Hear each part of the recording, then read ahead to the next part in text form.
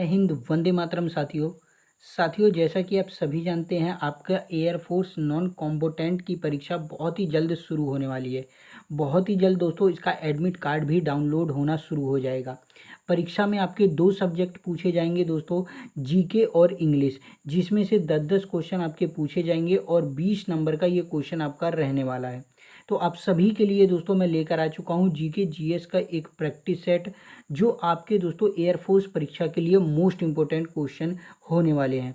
Paper इसी में से आएगा। जितने भी प्रैक्टिस सेट मैं आप सभी को कराऊंगा, इन सभी प्रैक्टिस सेट को आपको अच्छी तरीके से कवर कर लेना है और हर क्वेश्चन को अच्छी तरीके से याद कर लेना है। तो चलिए दोस्तों, आज की वीडियो की शुरुआत करते हैं बिना किसी देरी के। लेकिन उससे पहले वीडियो को एक लाइक जरूर से कर दीजिए, अपने सभी फ्रेंड्स में शेयर कर दीजिए और चैनल पर यदि आप नए हों तो चैनल को जरूर से सब्सक्राइब करके नोटिफिकेशन बेल को ऑल पर सेट कर लीजिए।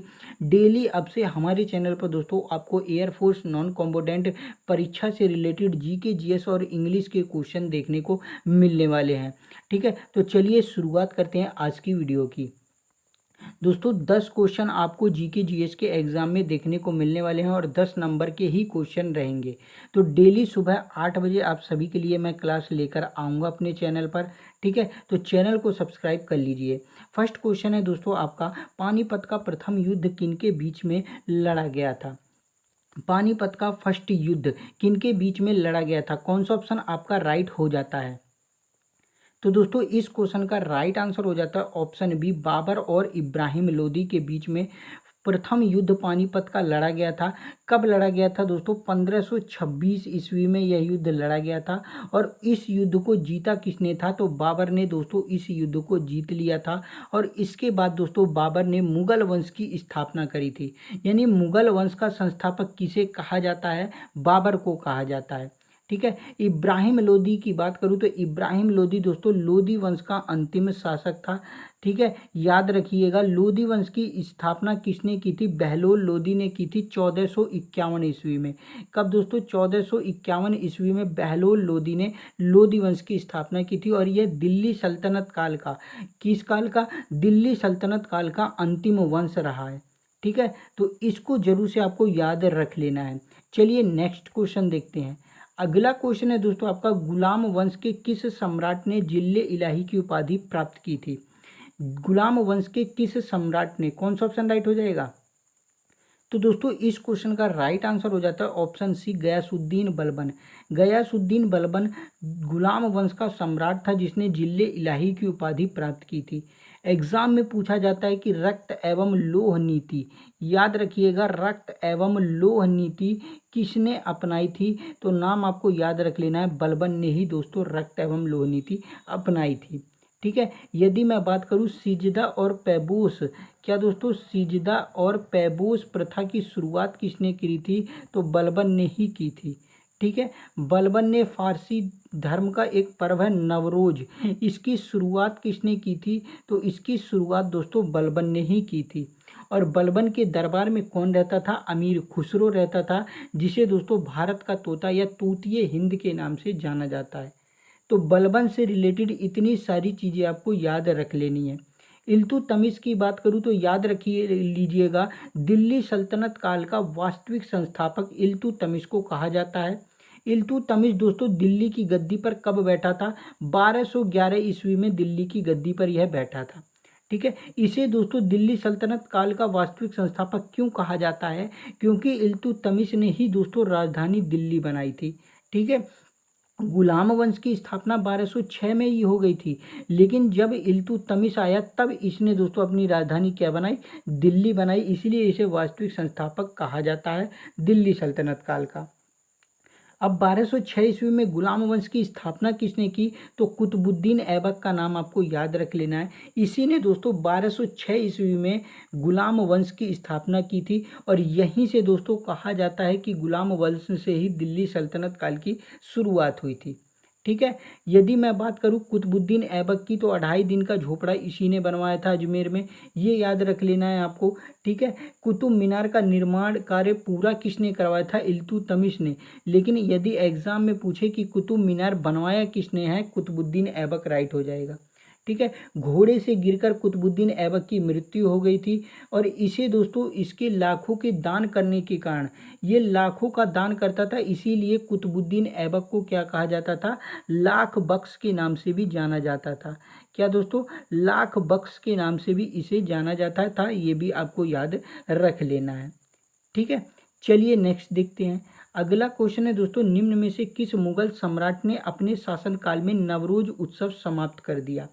अभी थोड़ी देर पहले मैंने बताया कि नवरोज उत्सव को शुरुआत किसने करी थी, किसने, बलबन ने। लेकिन समाप्त किसने किया, तो ऑप्शन आपका सी राइट हो जाएगा, औरंगजेब ने दोस्तों इसको समाप्त किया था।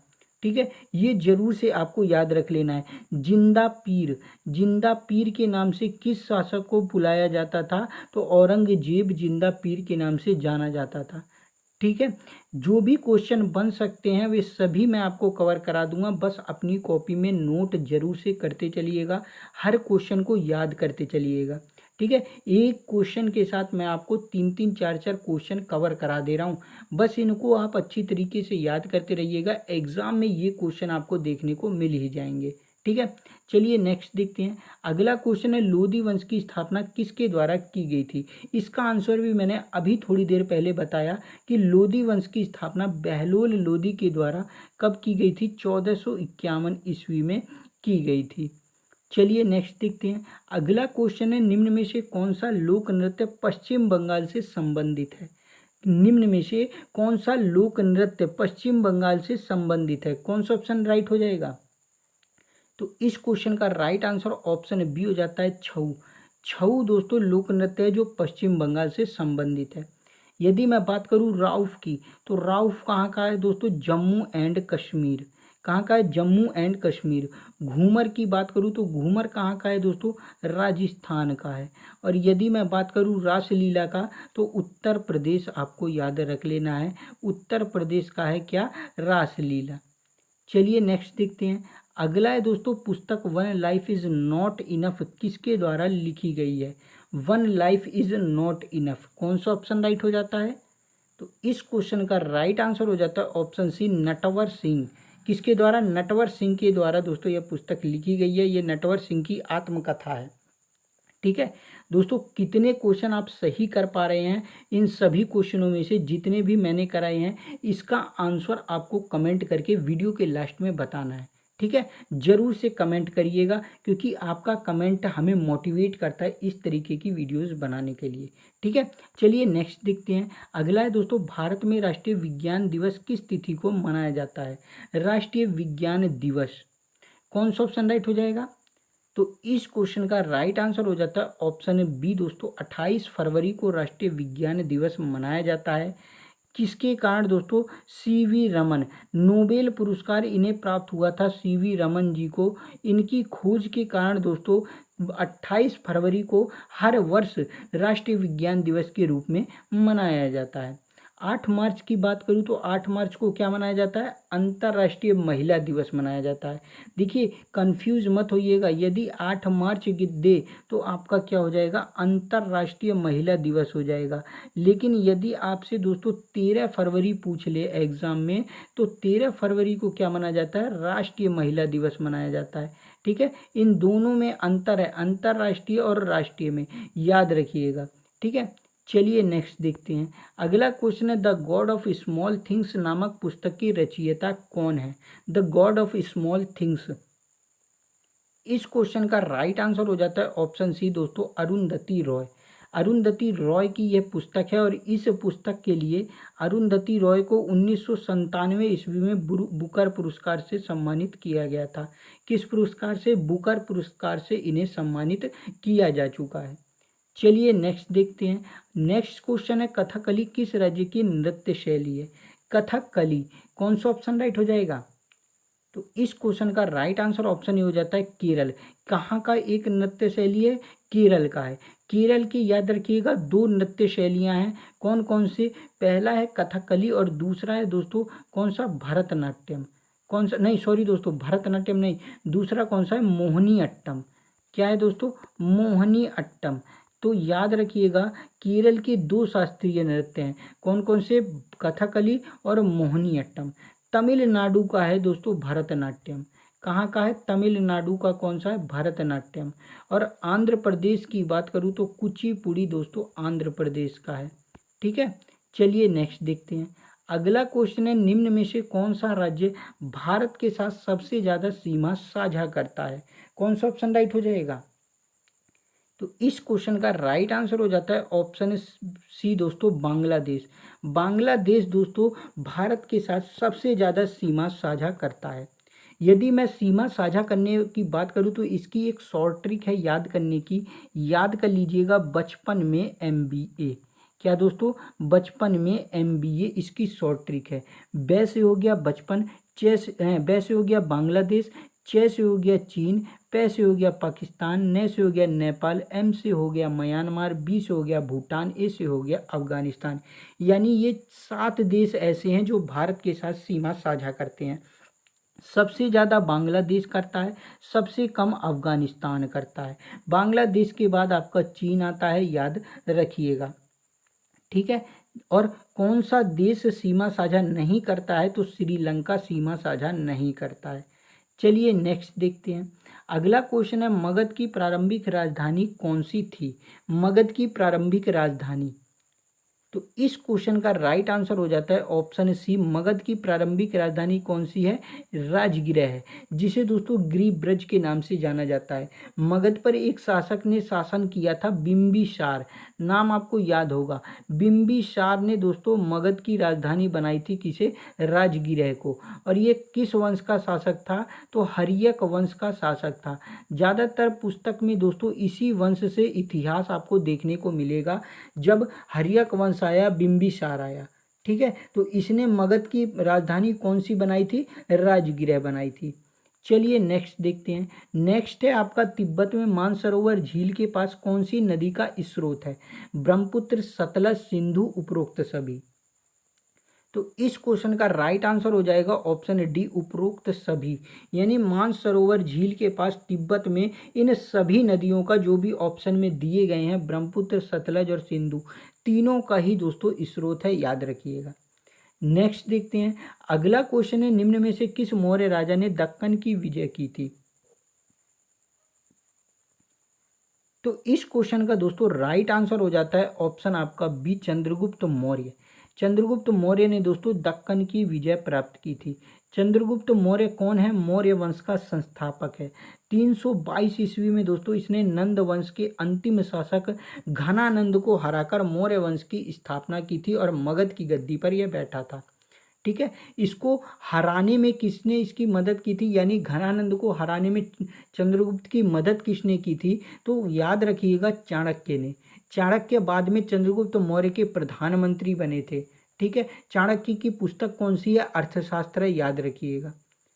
चलिए नेक्स्ट देखते हैं। अगला है दोस्तों, महात्मा गांधी का पहला आंदोलन कौन सा था? महात्मा गांधी का पहला आंदोलन, देखिए दोस्तों, महात्मा गांधी जी 9 जनवरी, याद रखिएगा डेट, 9 जनवरी 1915 ईस्वी में कहाँ से वापस आए थे?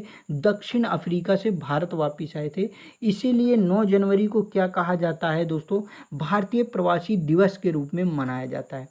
अब 1917 ईस्वी में गांधी जी आंदोलन लेके आए थे, चंपारण सत्याग्रह आंदोलन, जो गांधी जी का पहला आंदोलन माना जाता है। ठीक है, इसको आपको जरूर से याद रख लेना है। एक आंदोलन गांधी जी ने किया था, भारत छोड़ो आंदोलन, सन 1942 में। इसके तहत दोस्तों गांधी जी ने करो या मरो का नारा दिया था, ये भी याद रख लीजिएगा। ठीक है, यदि मैं बात करूं कि गांधी जी ने कौन से गोलमेज सम्मेलन में भाग लिया था, तो गांधी जी ने दोस्तों सेकंड गोलमेज सम्मेलन में भाग लिया था। तीनों गोलमेज सम्मेलन में किसने भाग लिया था? तो भीमराव अंबेडकर जी ने तीनों गोलमेज सम्मेलन में भाग लिया था। किस गोलमेज सम्मेलन में विंस्टन चर्चिल ने गांधी जी को नंगा फकीर कहा था? तो याद रखिएगा, सेकंड गोलमेज सम्मेलन हुआ था, उसी में विंस्टन चर्चिल ने गांधी जी को नंगा फकीर कहा था। ठीक है, चलिए नेक्स्ट देखते हैं। अगला है दोस्तों, भजन सोपोरी का संबंध किस वाद्य यंत्र से है? भजन सोपोरी का संबंध, तो दोस्तों इसका आंसर आप सभी को कमेंट करके बताना है। वीडियो कैसी लगी ये भी आप ज़रूर से कमेंट करके बताइएगा। एक लाइक ज़रूर से कर दीजिएगा, अपने सभी फ्रेंड्स को शेयर कर दीजिएगा। कितने क्वेश्चन 15 में से आप सही कर पाए हैं उसका आंसर ज़रूर से आपको कमेंट करना है। वीडियो को लाइक कर देना है। चैनल को सब्सक्राइब नहीं किया है तो सब्सक्राइब ज़रूर से कर दीजिएगा। नोटिफिकेशन बेल को, घंटी को ज़रूर से दोस्तों ऑन कर लीजिएगा। ठीक है, तो चलिए दोस्तों मिलता हूँ नेक्स्ट वीडियो में। तब तक के लिए जय हिंद, वंदे मातरम साथियों।